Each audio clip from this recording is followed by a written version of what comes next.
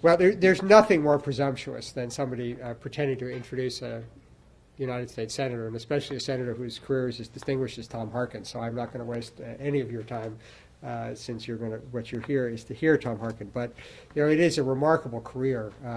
Senator Harkin was a member of that remarkable House class of 1974. Came to Congress at a very profound time of change in the United States, and then 10 years later was elected to the Senate.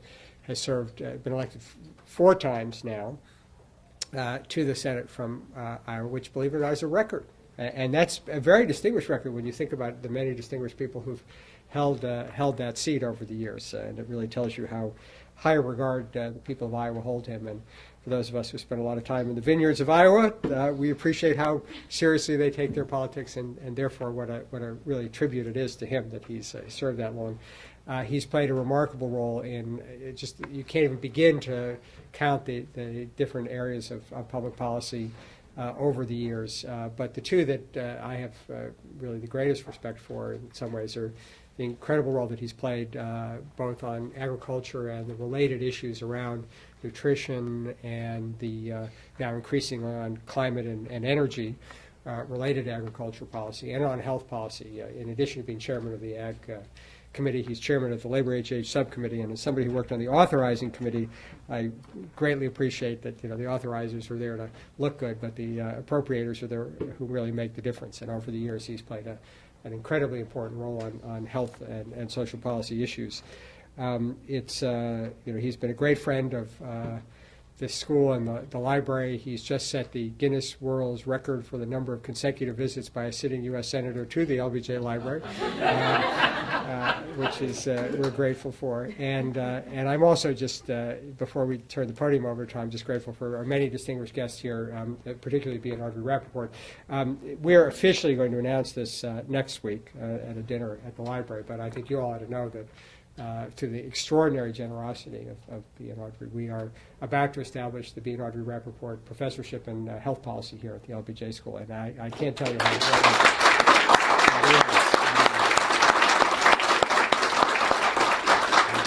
and how central that is to what we're doing forward. So many thanks. We'll have. And as always, it's a pleasure to have Governor Barnes here, who's chairman of our advisory committee and an extraordinary friend of the school. And I just also want to say a word of appreciation to Ronnie Stidman, who's sitting up there with Senator Harkin. Ronnie's just been with us a short period of time, but as director of the Center for Politics and Governance has given us extraordinary leadership and energy in making this an exciting place to think about this intersection between policy and practice. And we're grateful, Ronnie, to everything that you've done, and to your moving so quickly from your new young family to being back fully with us here. So thanks very much, and Senator Harkin. Thank you. Thank you.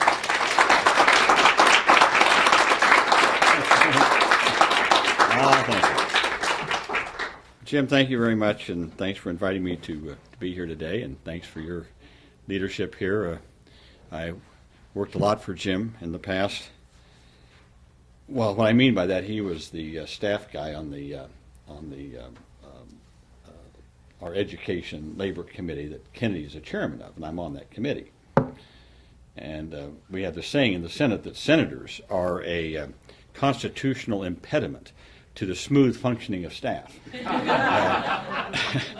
So Jim was great and did a lot of work with him in those days. So thank you for your leadership here. And of course, Jamie Galbraith, longtime friend, family friend, personal friend for a long, long time. In fact, almost all the Galbraiths at one time or another have been close friends of mine. Being Audrey, I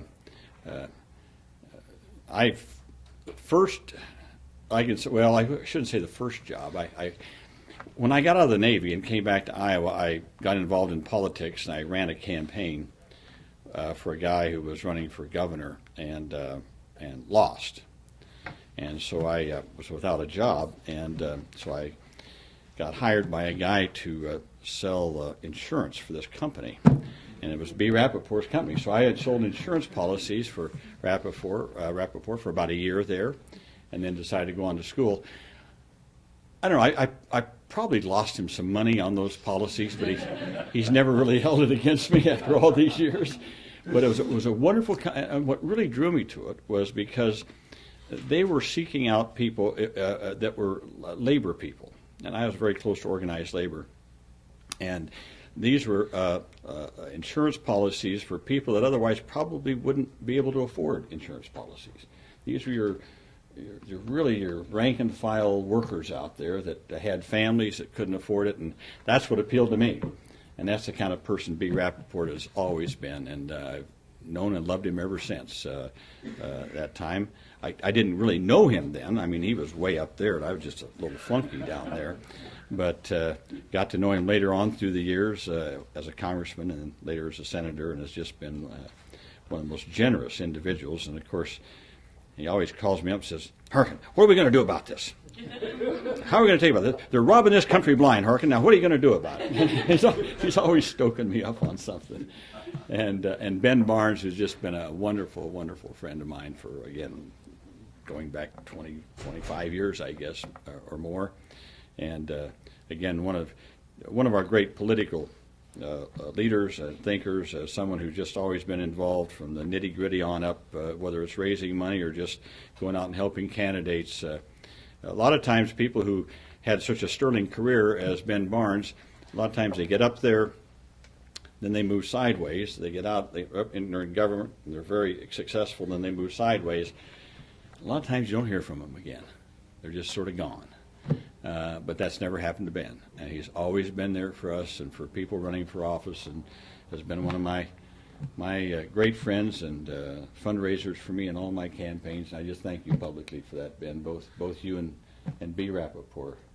Is your granddaughter still at Grinnell or not? Yes. Was she, yeah? Well, she must be finishing. She did her last year. Oh, she graduates this spring. Yeah. Oh, are you coming up? Yeah, we're Oh, I got to find out when that is. I'll call you, don't you know? You got to let me know when that is. A wonderful granddaughter. I hope you get her a nice present.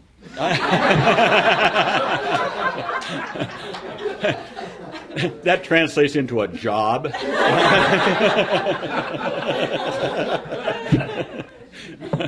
Well, I got to reciprocate. You know, he gave me a job one time. Okay. Well, listen, you probably won't have more questions than that, but I just want to impart to you a couple of things. One, whenever I come to Austin's, I tell Jeremy Gold, by the way, I should introduce Jeremy Gold, who's on my staff. Jeremy is from San Antonio. Don't hold that against him. But he did go to the University of Texas here at Austin, so he's back home again. And so I always drag him. I don't have to drag him, my God, but I always make him come with me to the LBJ library every time I come here. And Jim is right. I bet I visited this library more than any other senator ever. And I do. Every time I come here, I say, carve me out some time. I want to go to the library. I didn't have much time today, Jim. I didn't really get to do much. But, you know, here's one of the reasons. All my adult life, from Congress on in the Senate, it was drummed into me starting in the 70s and especially in the 80s and on, that the Great Society was a failure. What a terrible failure the Great Society was.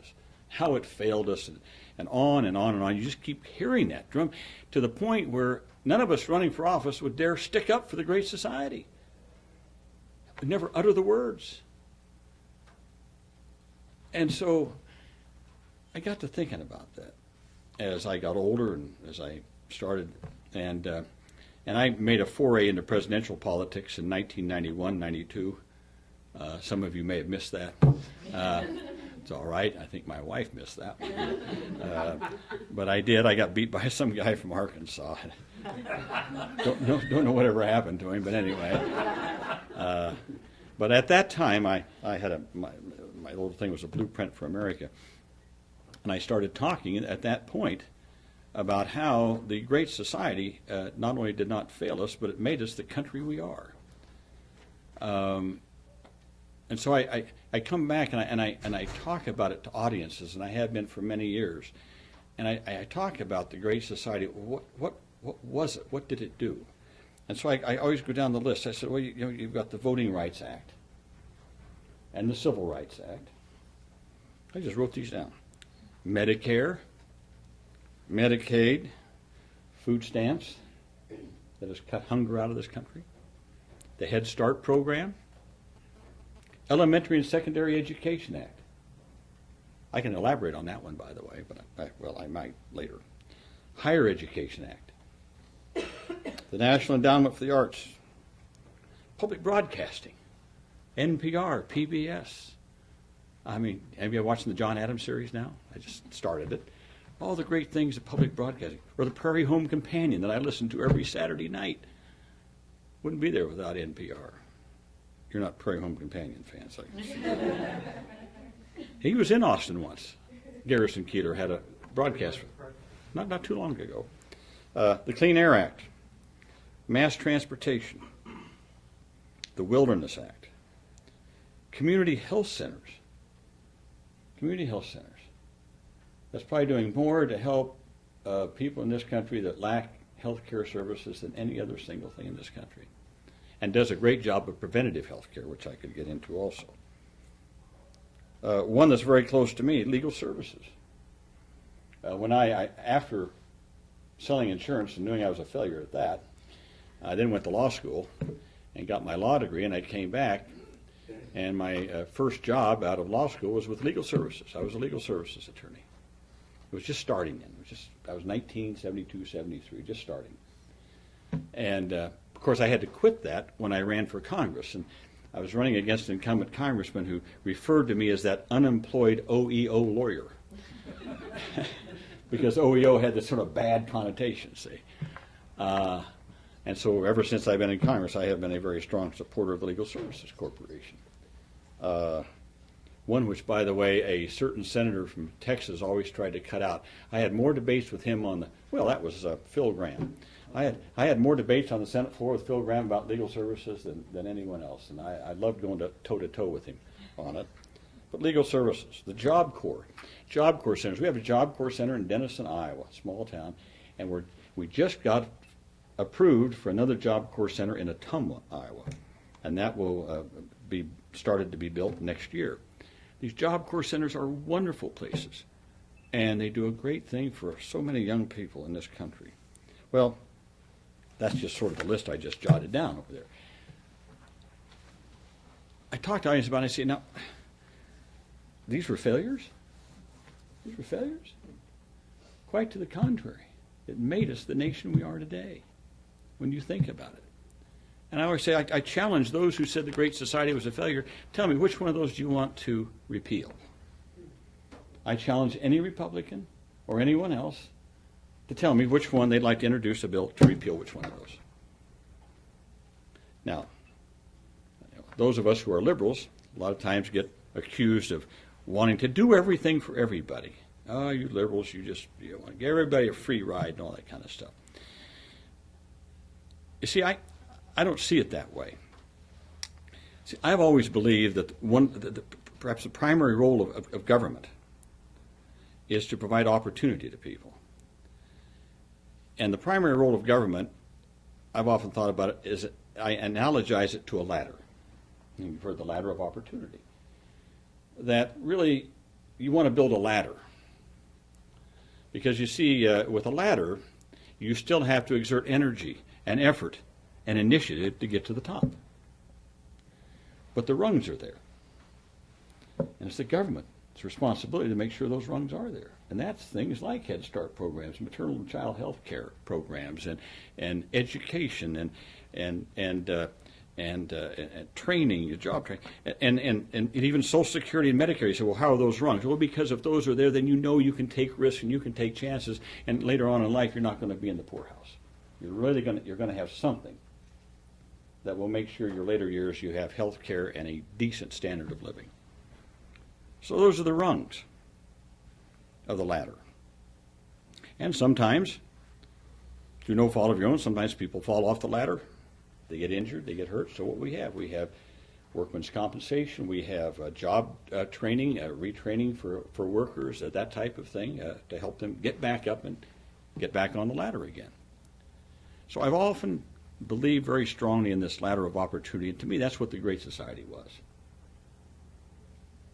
That's what it was. I mean, in all of these programs, there's not a nickel really basically given to anyone.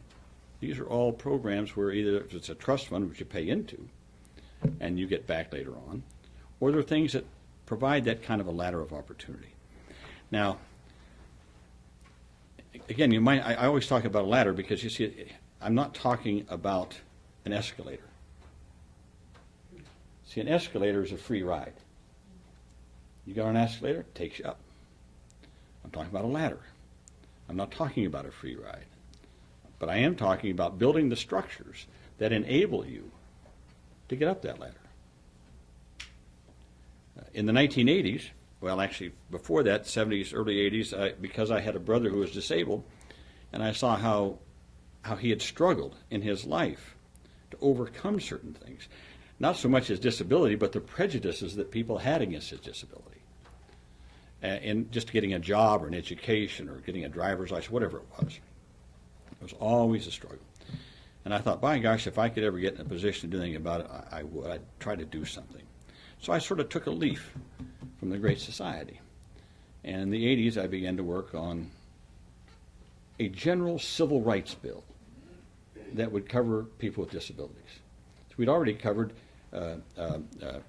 race, sex, national origin. We did all that, but not disabilities. And so I put together a bill that I'm proud that I'm the sponsor and author of called the Americans with Disabilities Act. We passed it in 1990, signed by George Herbert Walker Bush into law. People always say, well, what did that bill do? Well, you see, prior to August the 27th of July 27th, 1990. Did I make a mistake? I said 1990. 1990. The decades are going by too fast now. But prior to July 27th, 1990, if you were a black person, for example, and you went down and there was a job listed and you went down and you were qualified for it and you went down there and you walked in there and the employer said, get out of here. I don't hire colored people. Get out of here. You could go right out of there, right down to the courthouse. And that courthouse door was open to you, thanks to the Civil Rights Act. Or if you were of a religion, if you were Jewish, they said, get out of here, I'm not hiring Jews. You go right to the courthouse. And that courthouse door was open to you. If, however, prior to July the 27th, 1990, you were in a wheelchair and you were disabled and you were qualified for the job and you went down there and the employer said, get out of here, I don't hire cripples, and you rolled that wheelchair out of there and went down to the courthouse, that courthouse door was locked. You had no recourse under law for any discrimination because of a disability. And so that got changed. And we opened up the doors. Now again, a ladder. There's not one dime, not one nickel in that bill given to a person with a disability. But it did mandate certain things that has changed the face of this country. It mandated, for example, that buildings be accessible, that buses be accessible, that new trains be accessible. That's why you see all the new buses being built are all accessible now. That's why you see all the curb cuts all over the United States of America now, and why theaters are accessible, and why you build sports stadiums now that have accessibility features. Not one building being built in America today is inaccessible. They're all being built as accessible now. So there's not a nickel given, but it broke down the barriers. It opened doors for people with disabilities. Still, that person with a disability still has to, well, they can't climb a ladder, so I always say we build them a ramp. And they still got to wheel that wheelchair up that ramp. And they still got to exert energy and effort and initiative. But the opportunities are there. So to me, that's what the Great Society really was really about. And it built on the New Deal. That was sort of part of that New Deal, too. And so I guess I just wrap it up by saying that I think we need to reinvigorate those ideas. What are the new barriers that need to be broken down in our society to provide more opportunity for people, and to enhance and build upon those that I just mentioned and some of those before. I think we need to reinvigorate these. There are some ideas I have. You may have other ideas. I don't know. I would just mention health care as being one of those that we've been trying to tackle for a long time. But and I'll be glad to respond or to engage in any discussions with you that you want on health care. But I think that has to be one. And I was there during the whole Clinton thing. He was there too. Jim was there during that. To me, of course, I'm hopeful that we have a Democratic president next, obviously, and I hope we have more Democratic senators and more Democratic congressmen. But I think this is the next big one. We just can't falter on this one. And I think that's something that we have got to hit hard, and we can't let up on until we get something done on a national health insurance program that covers everyone in this country. Lastly, I've always been a believer in infrastructure and putting people to work. We just had a stimulus package we passed. You all read about it, right? You haven't gotten your checks yet, though, have you? No. Well, I tell you the truth, I held my nose and voted for it. I did. But to me, it was not a stimulus package. I mean, sending someone $600, for what? Pay off your credit card bill? Buy a new flat screen TV made in China? There may be a little bit of stimulus there. But to me, if you really want to stimulate the economy, you've got to put people to work. And the best stimulus packages are those that put people to work building things: highways, roads, bridges, sewer and water systems, recreational systems in this country. Things that once they're done, you have something of value, and it helps the private sector do its job even better. And lets the private sector be more competitive. If a business figures out that it would be better located in one place for pure economic reasons, but for the fact that they don't have adequate sewer and water, they can't move there, or they don't have health care facilities for the workers, or they don't have recreation facilities for people that work there, then the company says, well, we can't go there. We got to go someplace else, which may not be in the best economic interest of that country, of that company. So if we really believe in the free enterprise system and open competition, it would seem to me we want an infrastructure on which the private sector can base pure economic decisions and not based upon whether or not there's health care or recreation or sewer and water or transportation facilities there.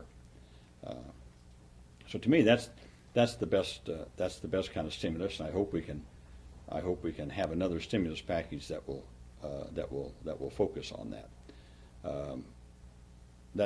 That to me is where we ought to be headed, and if we can spend $4.5 billion on the electric system in Baghdad, it would seem to me we had to be able to spend a little bit on some of the new energy systems in this country. And I mentioned health care, but it seems to me energy is another one.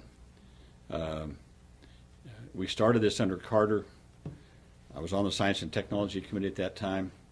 Then it all ended with the Reagan election. No, I won't blame it all on Reagan. Oil became cheaper, and everybody got flush with oil, and we just forgot about it during the 80s and the 90s. But I think now with $100 barrel oil and what we see happening in the Mideast, we really have to move ahead with alternative energy sources in this country. If we just wait for the private sector to do it, not in your lifetime, not in your children's lifetime. This is where, again, where the government can come in. In what way? Well, in a lot of different ways. I always use the analogy of Henry Ford and his cars. Henry Ford had a great idea. He didn't invent the car, obviously, but what he did is invented the process for mass production of automobiles. And he got a lot of automobiles out there. But guess what Ford ran into? He started building all these cars, and all of a sudden, he found out there weren't any roads. There just weren't. I mean, there were some post roads, there were some toll roads and things like that. So Ford said, God damn, government's got to start building roads. So the government built all the roads, and he sold all the cars, and everybody's happy thereafter. So it seems to me we ought to think about that also in terms of our energy system. I don't mean for the federal government to take over the whole energy system, but it seems to me that we ought to be about, either through taxing policies or through stimulus, putting the thing in there, of building the kind of grids we need in this country. The photovoltaics in the south, the ethanols and the wind energy up north, the low-head hydro systems that we could put all over this country, put them all together in a grid. After all, it was the federal government that developed the Tennessee Valley Authority under the New Deal, right, V? Brought electricity to the whole southeastern part of the United States. And if you ever go to Warm Springs, Georgia, you'll learn where Franklin Roosevelt got that idea. Down in Warm Springs, Georgia. I happen to serve on the Roosevelt Campobello Commission. So I have split loyalties between Roosevelt and Johnson in that regard. But Roosevelt went down to Warm Springs, Georgia for his polio. And when he was living down there, the only house he ever owned was there. And he was out traveling around the countryside, and he went to these small little communities outside of Warm Springs, Georgia, and he saw a schoolhouse, and he didn't have electricity. He said, well, the schoolhouse is only 5 miles from Warm Springs. They got electricity in Warm Springs, Georgia. Why do they have? Well, it costs too much. We can't put electricity out there. He said, well, why not? Well, there are not that many people out there. Well, so Roosevelt, out of his own pocket, a man of wealth, got him to string an electric line out to that little schoolhouse out there. And my gosh, people started sending their kids to school. Kids were studying better. So he becomes president. And what's one of the first things he developed? The Rural Electrification Administration. Developed rural electrification. And that made a difference in my state of Iowa. In my small town of 150 people, where I still live, was one of the recipients of that. That was before I was born. I'm not that old. But my dad told me about that. And in all full disclaimer, I'll close on this. I have on my wall in my office, I'm not one of those I don't have an I love me wall. But what I do have on my wall, I have two things on my wall right by my door when I go out. One is a picture of my mother's birthplace in Yugoslavia. My mother was an immigrant. And it's a picture of her house that I was privileged to see in 1977 when I went over under a Carter deal. My mother was born and raised in a house with a dirt floor until she was 20 years old. Came to this country, had a dirt floor, and I actually got to see it before it was torn down. So I keep that there to remind me of that. But I also have a little orange card and a little frame there alongside it. And I always delight in telling people about it because it's my dad's WPA card. And it says to Patrick F. Harkin, report to work at once as a laborer. And it's dated 7/1939. 4 months to the day before I was born. 11/1939. I was the last of 6 kids. My father had worked in the coal mines most of his life. Had an 8th grade education. Actually, we found out later he only had a 6th grade education, but he was Irish. He bragged a lot. So, an 8th grade education. And he was out of work. Imagine this. Imagine someone who had worked in coal mines that shut down. He bought a small farm, lost the farm in the Depression. He's married to this immigrant woman who could barely speak English, and they have 5 kids and one more on the way. And my father is now 54 years old. And there is no such thing as welfare programs or anything like that. So what do you do? I mean, they're hopeless. This is a hopeless situation for someone like that. And WPA came along and gave my dad a job. Again, they didn't give him a freebie, but they put him to work. Years later, as a young boy, my dad would take me down to Lake Aquabi, which is a small lake south of Des Moines, which is still being used today as a recreational lake. He helped build that lake. He was proud of it. Took me to the high school in Indianola. Cornerstone right there on it. 1940, WPA. He helped build that high school, still being used today. So perhaps you can get an idea of why I feel so strongly about some of these things and why it does a disservice to our country to say that these are failures. These are the things that made us the country we are. And not all old things are bad. Right, B? not all old things are bad. And the older I get, the more I realize that. But that doesn't mean we can't change and do things differently. Of course we can. We've got to do things a lot differently than what we have in the past. But the principles are the same. The government is there to help build that ladder of opportunity. The government is there to give hope to people. Hope. this present president, when he was running for president back, and I'll close on this, is the last thing I'll say. When he was running for president, had this saying, government can't give you hope. Government can't give people hope. I remember when George Bush was saying that. And I took him on. I said, what are you talking about? I didn't say it going around campaigning. What do you mean government can't give hope? Of course government can give hope to people. Depends on who gets the hope. In the last 8 years, wealthy people have gotten a lot of hope in this country. Halliburton's gotten a lot of hope. The military-industrial complex got a lot of hope. Oil companies, a lot of hope.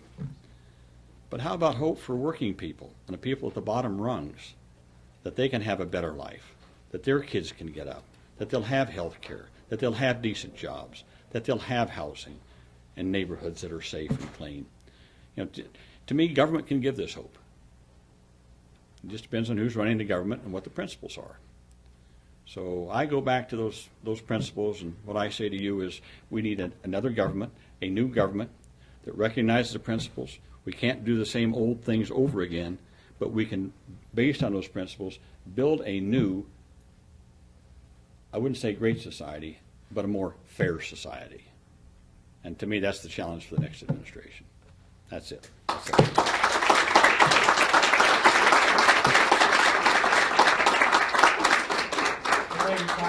Especially in this 100th centennial year of President Johnson's birth, it's a welcome message, something we're all going to be reflecting on for some time. And as you can see, there's lots of interesting questions here, so if you'd be willing to take some. Yeah, sure. I got time. Yes. Well, first of all, thank you very much for being here. It's particularly exciting for me because I'm an Iowan, and I actually. Where are you from? I'm from South Central. I grew up in Wayne County. Des Moines County. Wayne County. Oh, Wayne County. Yeah, Corydon down or south, yeah. Promise City, maybe. Promise City. No, I went to school in Corydon for a little bit, and then I went to Warman Trail and Palmerston and Garden Grove. But Well, I have to say this. Wayne County's on the Missouri board. It was in my congressional district B when I first ran, and I started my campaign in Promise City. Get it? Yeah, Promise City. Promise City is tiny, tiny. There's not even 100 people there now. I mean, I grew up on a farm, so. Yeah. Anyway, I wanted you to talk maybe a little bit about the current farm bill that you're doing and the differences that it has with the House bill and how you see that resolving itself. And secondarily, if you've ever put any thought into perhaps a Harkin Center for Public Policy in Iowa, because I should not have to come to Texas to go to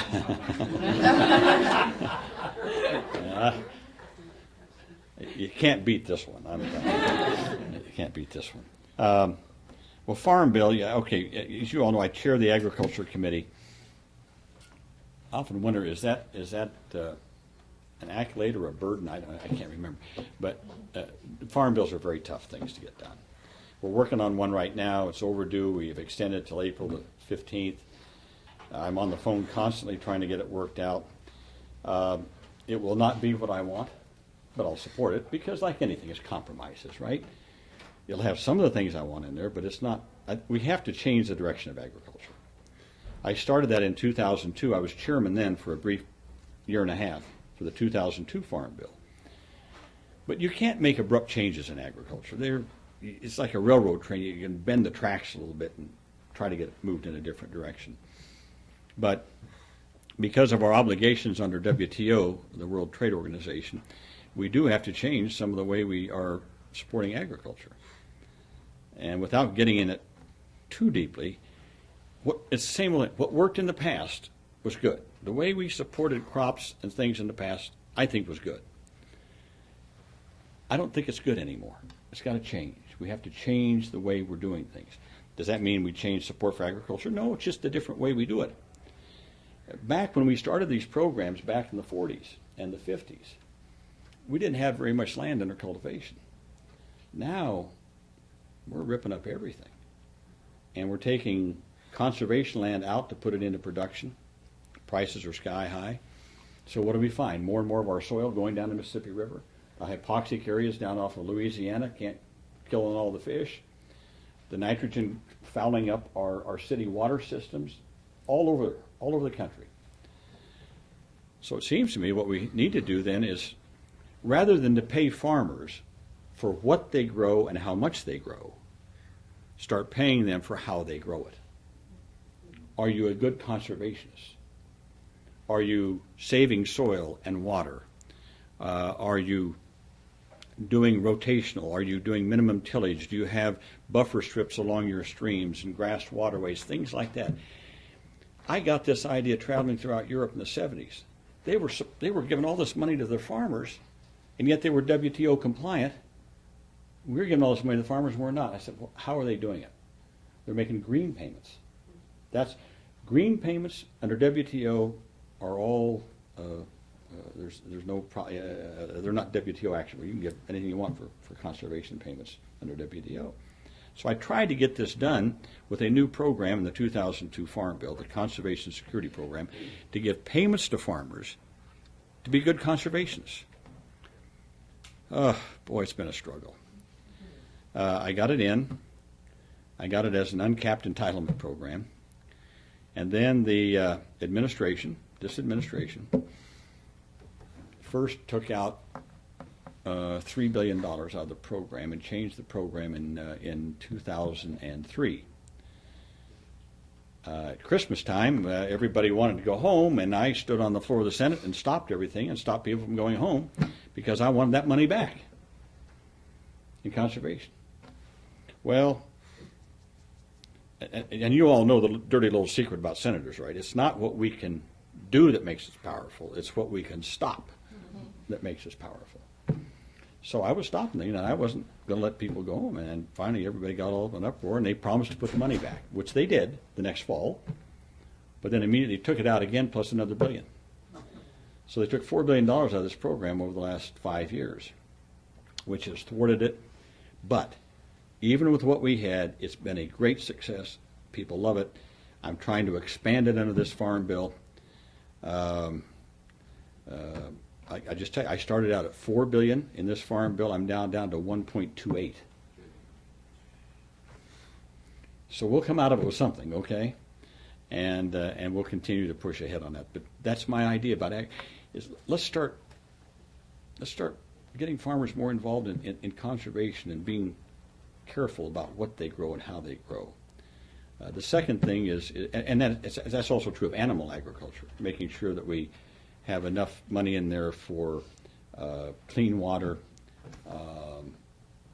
Some of our ethanol plants are now feeding cattle, which is good, but then you got a waste problem. We can take the waste, generate methane out of it that takes the heat, puts it back into the process. So we're doing things in that area also. And I got one other thing that I'm trying to do is rural development. You know, we've been putting all this money out to farmers, and the towns dry up. And the stores are gone, the churches are gone, everything's gone, so we need to do something with rural economic development in the Farm Bill. And that's a tough one to get done also. But those are just some of the things I'm trying to get done in the Farm Bill. The Mask of Job, they talk about, drink full of water, I'm sure you would. Anyway, what he talked about is exactly what you're talking about. That the small farmers, the Roman government put more and more pressure on them, and they had to sell out. That's right. And it went along like that, and they're the ones that caused the downfall of the Roman Empire. The small farmers just banded together. Yeah, and getting bigger. And what's happening here? Well, what's happening now? If you study ag policy, you'll wonder who came up with this. We have a system now that gives direct payments to farmers. I never supported it, but it's there. It's to the tune of about it's over $52 billion in this bill over 10 years. But it gives money to farmers. And I have to tell you, in Iowa, we're the biggest recipient of direct payments. I have more farmers in Iowa get direct payments than any other state. My dad appreciates it. Huh? We all get them. He's a Republican and he still appreciates it. Yeah, I know. Farm. It's free money. Who the hell doesn't like free money? But here's the problem. The bigger you are, the more you get. The more money you get enables you to bid up the price of land around you and buy the land, and you get bigger. Well, now, follow me? You're bigger. Now you get more from the government. You get more from the government, you buy more land. You get bigger, you get more money from the government. It's like a black hole in space. It's sucking everything into it, and we've got to stop it. And that's I've tried, but we can't. We're trying to change it, but I'm telling you, the forces at work to keep those direct payments going are just incredible.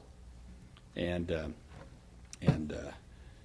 all I can tell you is I've never been a fan of them.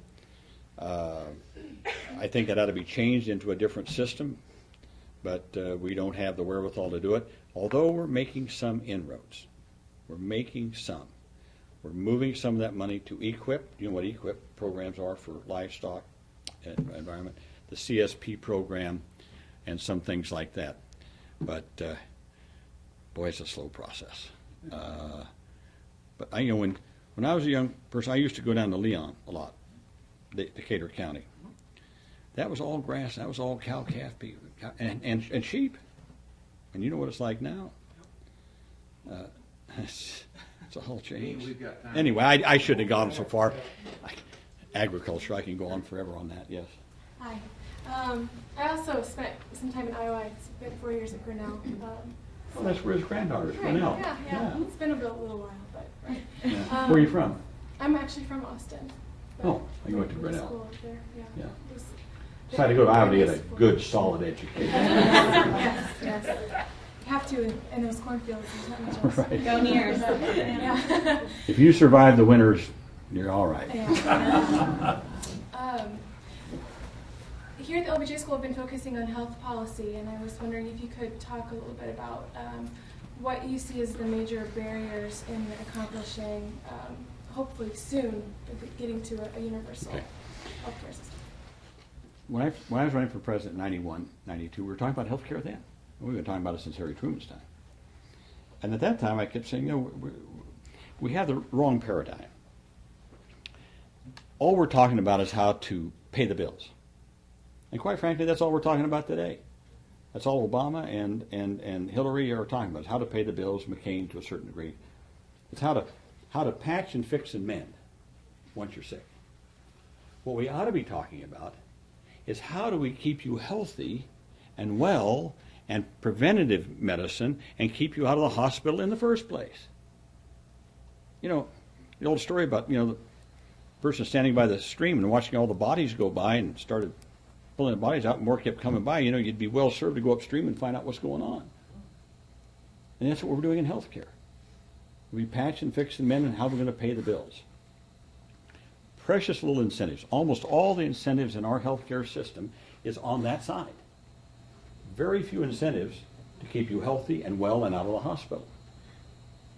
So we got to change our thinking on that. We got to put more into prevention and health and wellness.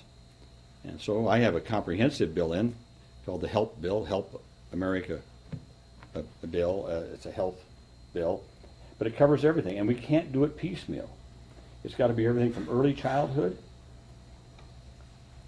through schools, workplace, community-based, elderly programs, and it has to be comprehensive. And we have the data. We know that $1 spent on prevention is going to save you a lot of money downstream. We know that. I mean, the data's there. This is no big secret. I've been trying to get Obama. I've talked to him. I've talked to Hitler. I said, why don't we start talking about prevention? Well, I do. They throw it in, sort of some little word here or there. But I think this ought to be a major topic in a presidential campaign. Every time I talk to people, people get it. They understand that. And like I said, it's everything from early childhood, making sure that every child that's born gets the initial checkup and assessed, making sure that they get adequate vaccinations and things like that, making sure they have access to health care at an early age, because that's when a lot of illnesses set in that plague you later on in life, making our schools more healthy.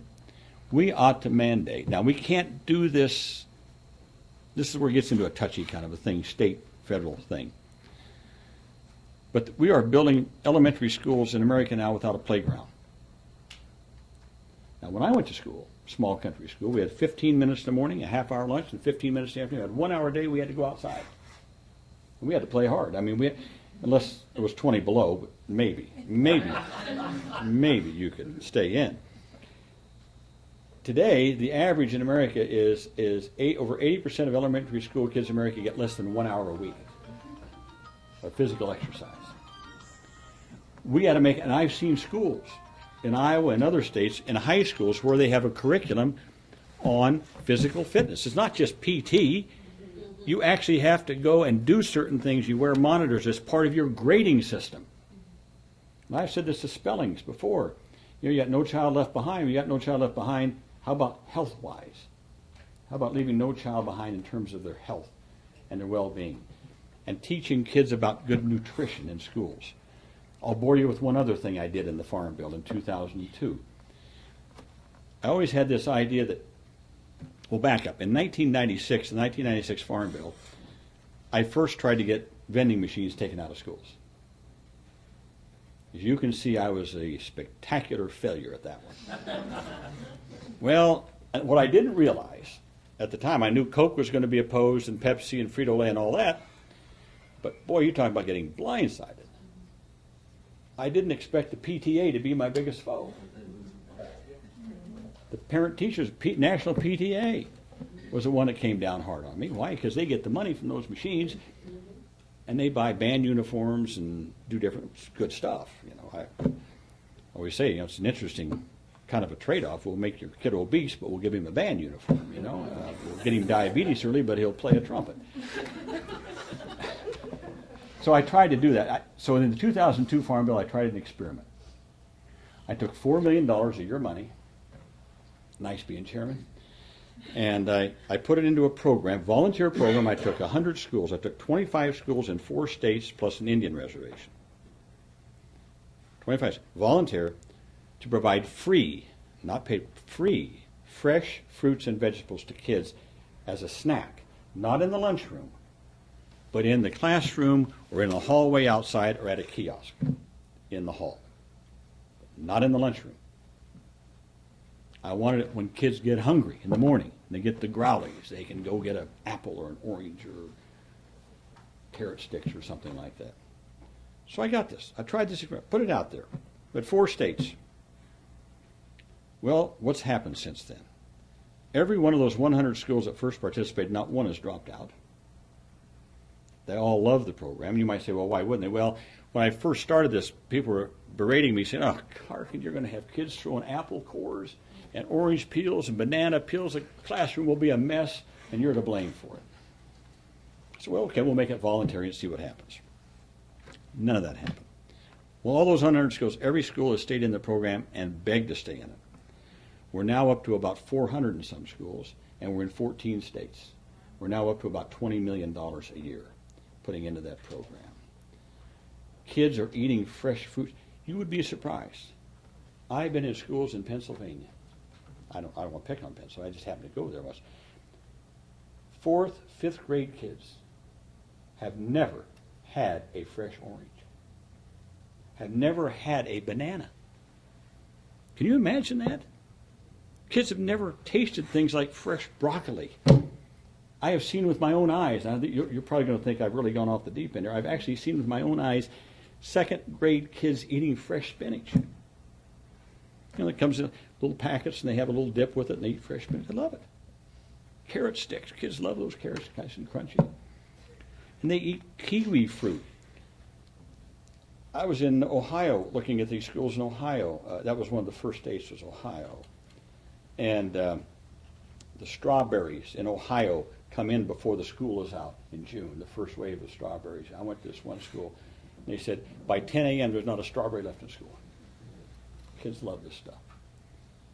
So what I did in this Farm Bill is I boosted it. Now, I hope I can hold it. We're not done with it yet. But I put $1 billion in this Farm Bill for this program. $1 billion over 5 years. So we're going to get it up to about $200 million a year. My goal is in 10 years, every elementary school kid in America will have free fresh fruits and vegetables. Every elementary school kid. Again, but that's getting them started right. And then businesses. You want to give tax breaks to business? You bet I'll give them tax. How about tax breaks to every business for putting in wellness and hiring nutritionists and signing up their workers for it? And if you're a small business and you want to sign up your workers to go to a Gold's Gym or whatever it is, you get a tax credit for doing that. Okay, you get a tax credit for doing that. It's an anomaly right now. Right now, if you're a big business, and you put a wellness center in and stuff, that's all tax deductible to the business, and it is not a taxable income to the employee. If you're a small business, you got 5 or 10 employees, you can't put in a wellness center, but you got a Gold's Gym or something down there. If you pay for your employee to go there, that's not tax deductible to you, and it's a taxable income to the employee. See, all the incentives are wrong. So this is what we got to start doing. And in communities, I tried in the last highway bill, and I failed, but I'm going to try it again in the 2010 Farm Bill if I get reelected. I'm going to try it again, and hopefully I'll have a president on my side on this one. I just tried to put in the highway bill a provision that says if any federal money goes to a highway or a street in a city or whatever it might be, there has to be incorporated into the planning sidewalks and bike paths. I didn't say you had to build them, but it has to be within the design structure of what you're going to build.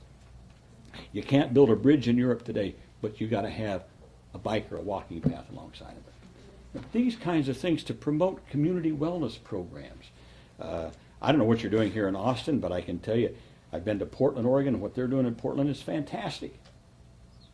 Where they have places you ride your bike down, you can park your bike for little or nothing and keep a locker. And it's amazing what they're doing. And different walking paths and things that you can do in communities, community-wide type of things. And the elderly. Look, I'm all for Medicare. I love Medicare. It's a great program. And I'm Part D and all that kind of stuff. I won't get into that. But I got to tell you, I think a lot of elderly people are just taking too many drugs. They take a drug for this, a drug for that, a drug for that. I have seen, and there's good documentation on this. You take elderly people, you give them good nutrition, you give them good exercise, good sociability, you can get them off of half their drugs. Get them off half their drugs. And we know that, but we're not doing it. I didn't mean to go on so long, as you can tell I get excited about it. You know, this is...